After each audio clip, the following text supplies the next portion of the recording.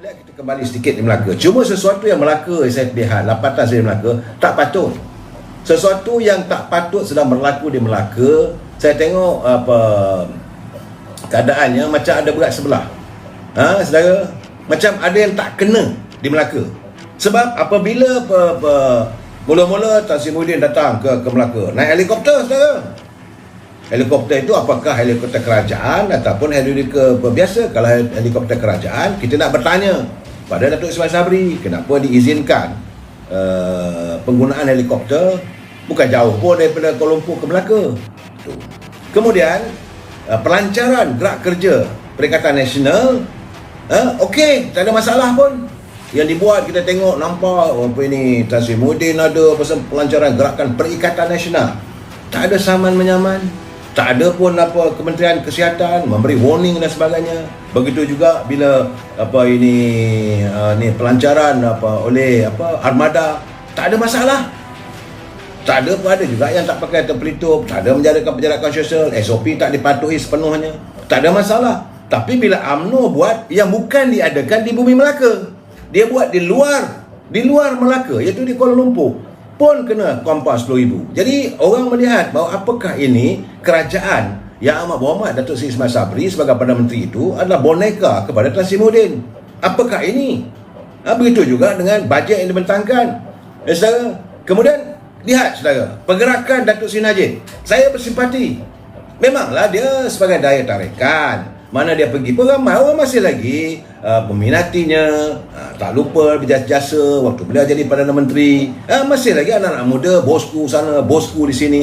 Tetapi kemana saja pergerakan Datuk Seri Najib diekori ataupun ada saja pegawai-pegawai daripada penguat kuasa, daripada Kementerian Kesihatan.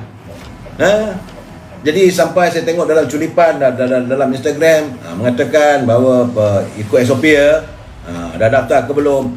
Tetapi bila Tan Sri Muhyiddin tak ada pun. Tak ada saya nampak gambar-gambar pegawai ataupun penguatkuasa Kementerian Kesihatan yang mengawal. Dan Tan Sri Muhyiddin boleh bebas berjumpa dengan rakyat di gerai prihatin. Saya termenung, Datuk Seri Zahid, Datuk Seri Najib, dia pergi ke Tanjung Kling. Memanglah ramai orang nak ambil gambar dengan beliau dan sebagainya. Tapi ada kawalan daripada kuasa daripada Kementerian Kesihatan. Tapi Tan Sri Muhyiddin pergi di gerai-gerai prihatin. Jadi saya melihat keadaan ini ada ketimpangan. Macam ada berat sebelah. Kalau daripada UMNO Barisan Nasional tak boleh, daripada Perikatan Nasional boleh tutup mata sebelah. Dan yang lebih meranjatkan saya, viral dalam internet gambar Ketua Armada bersama juga dengan Tan Sri Muhyiddin, nampak gaya macam pertukaran wang. Apakah sudah mula berlaku pembelian undi? Masa panjang lagi. Tapi saya kata kalau waktu yang begini sekarang ni, dia nak beli, bagilah duit, tak ada masalah, ambil. Sebab jauh lagi masanya. Mungkin dia orang kaya raya, tak apalah. UMNO wangnya masih lagi ada yang ditahan dan sebagainya. Parti PN ini mereka masih lagi ada yang jadi kerajaan, jadi menteri. Tan Sri Muhyiddin bekas Perdana Menteri. Mungkin ada saki baki wang, okey, belanjalah.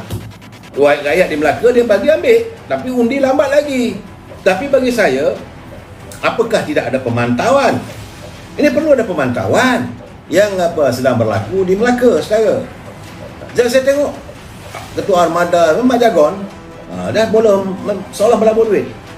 Dan paling memeranjatkan saya apabila kenyataan yang berhormat Tuan Ibrahim Tuan Man sebagai Timbalan Presiden PAS, UMNO menyatakan bahawa kita tak ada masalah kalau PAS nak bertanding, gunakan bendera PAS, kita boleh duduk berunding mana kawasan dan sebagainya. Okey, tiba-tiba dia kata, kita dah ada berunding antara UMNO, PAS dan PBM. Saya terkejut. Siapa bagi blank check pada pemimpin tu untuk berunding dengan PBM? UMNO dah jelas bahawa UMNO tidak akan bekerjasama dengan PBM. Itu kalash, full stop, tak payah nak cerita. Jadi saya kata, takkanlah pemimpin PAS ni kuat sembang aja. Sebab waktu beliau merasmikan persidangan pemuda PAS di Polisen, ini gambarannya. Dan saya melihat, saya nampak kali ini yang lebih tersusun, yang lebih begini adalah saudara harus berhati-hati dengan Pakatan Harapan. Mereka telah pun selesai dalam pembagian kerusi. Saudara, bahawa pembagian kerusi Pakatan Harapan Negeri Melaka dah selesai. Parti Keadilan dia dapat kerusi di Don Air Molek, dapat di Kelebang, dapat di Paya Rumput, Sungai Udang, Lendu, Tanjung Bidara, Rembia, Macap Jaya, Rim, Sungai Rambai dan Asahan. Dan Parti Amanah itulah dikenal pasti Teluk Mas, Bukit Katil, Durian Tunggal, Tabuh Naning, Air Limau, Kuala Linggi, Serkam, Merlimau, Pantai Kundu. Dan di AP 1, 2, 3, 4, 5, 6, 7, 8 kursi. Jadi bagaimana dengan kita UMNO Barisan Nasional? Saya ingat sudahlah, kalau PAS dah tak gitu, tak kita nak sentuh apa lagi. Kita dah kata bahawa kalau PAS tak, okey, jawablah. Tapi jawapan ni kadang-kadang buruk sebab kita pula bertanding atas tiket gunakan lambang PAS. Tak betul. Saya rasa jawapan itu sudah ada seperti memperkecilkan UMNO. Saya kata sudah-sudahlah. Cukup-cukuplah UMNO. Jadi hari ini pula ada pula kenyataan Yang Amat Berhormat Perdana Menteri, dia kata bahawa Majlis Tinggi telah pun memberi mandat kepada beliau untuk menyelesaikan masalah supaya tidak berlaku pertembungan. Saya kata cukup-cukuplah. Di Kedah, di Sabah dulu pun dah kena macam itu juga. Takkan di Melaka kena lagi. Bahkan tu ada bidala mengatakan, Tok Mat pun ada sebagai timbalan Presiden yang diamanahkan oleh Presiden. Cukuplah kita nak masuk dalam lubang yang ada bahaya, yang ada ular. Takkan nak jatuh lagi dalam lubang yang sama. Sudah full stop. Sepatutnya sekarang ini dah kenal pasti siapa calon UMNO. Dan terus tak usah fikir lagi mana calon untuk UMNO Barisan Nasional bertanding di 28 kursi. Terus saudara lihat apa yang berlaku di Melaka antara parti Pakatan Harapan, DAP, Keadilan, Amanah. Mereka dah selesai dah. Dah buat kerja pun dah.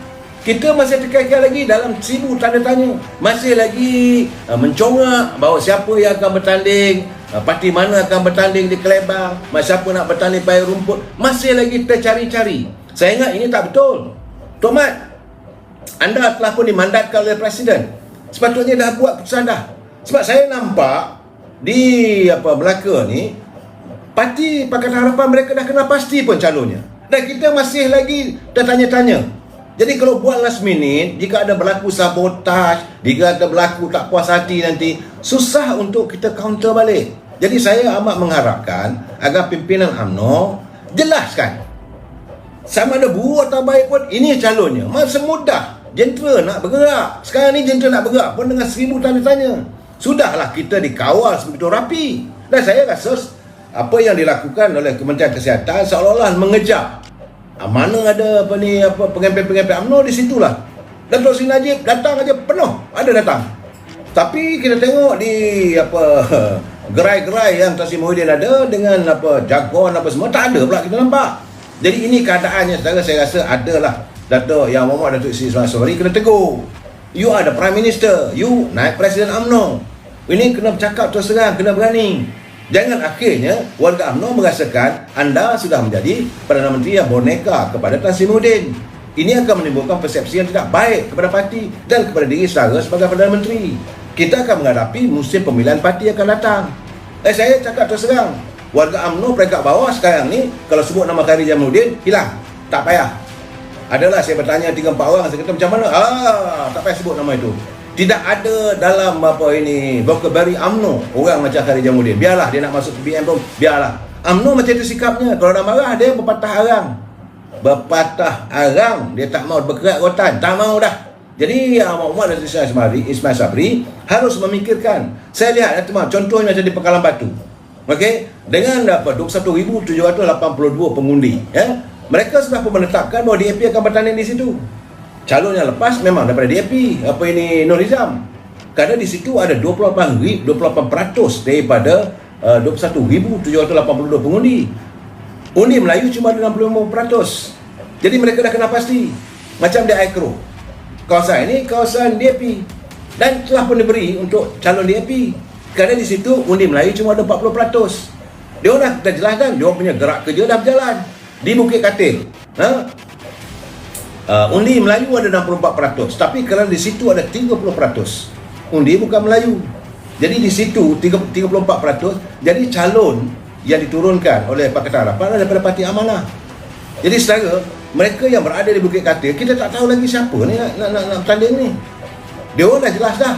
Adli Zahari. Kita calon kita siapa untuk kita bergerak. Jadi pimpinan UMNO kena pastilah buat pengumuman. Macam di IMOD. Dulu undinya pengundi ada 17,000.